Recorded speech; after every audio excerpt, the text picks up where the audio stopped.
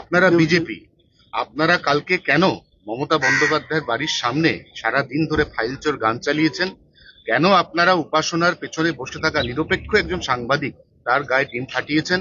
এবং কেনই বা আপনারা বালিগঞ্জ ফাঁড়ি থেকে হাজরা মোড় পর্যন্ত মমতা বন্দ্যোপাধ্যায়ের মিছিলে বারবার বাধা সৃষ্টি করেছেন আপনারা বিজেপি? আমি তো দেখলাম কালকে মাননীয়া একজনকে চড়ও মেরেছেন, মনে হচ্ছে পুরো তার কেটে গেছে, একটা কেটেছিল সব কেটে গেছে, কানেকশন স্ক্রু পড়ে গেছে। এই জন্য ক্ষমতায় থেকে চোখ দেখানো যায়, সব কিছু করা যায়। বিরোধী থেকে যদি আন্দোলন করতে হয় ধৈর্য লাগে, মানুষের কথা বলতে গেলে পেশেন্স লাগে, খালি ড্রামা করলে হয় না। একদিন ড্রামা করেছেন, যেখানে সেখানে বসে নাটক করেছেন।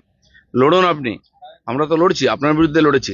আমাদেরকে রাস্তায় আটকানো হতো, গাড়ি ভাঙা হতো, আর যেখানে আমরা প্রোগ্রাম করতাম সেখানে মাইক লাগিয়ে দিয়ে খেলা হবে খেলা হবে শুনেছি তো আমরা 5 বছর 7 বছর।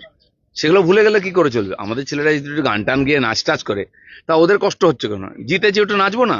তোমার বিছানায় তো নাচিনি আমরা, গিয়ে বাড়ির সামনে নেচেছি, দরকার ওটাও করবো।